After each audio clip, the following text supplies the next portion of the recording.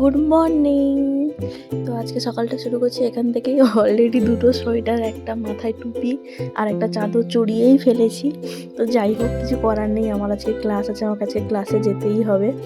Cycle নিয়ে যাবো, আর যেটুকুনি শুধু পা আর হাত এই দুটো যেন অবস্থা খুবই খারাপ। তো যেতে যেতে ভেবেই নিয়েছিলাম যে আজকে যাওয়ার সময় ম্যাডামকে বলে আসবো, এত ঠান্ডা পড়েছে এবছর আর আমি আসবো না ক্লাসে, একদম পরের বছরই আসবো।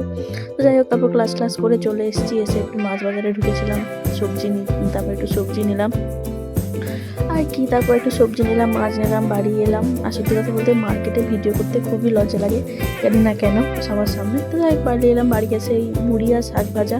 আমার বাড়িতে অনেক দিন পর হচ্ছিলো, আর আমি খিদা সামলাতে পারিনি, আজকে তাড়াহুড়োয় গেছিলাম, খাওয়াও হয়নি কিছু। তো খেতে বসেছিলাম, তারপর একটু এই যে আমার জীবন কাজ করতে নিয়ে বসেছিলাম। তারপর ফ্রেশ হলাম, দুপুরের খাবারে ভাত ছিল, মাছের তেলের ভাজা, শাক ভাজা ছিল আর জিরার ঝোল ছিল। টাটা, কেমন লাগলো জানিও।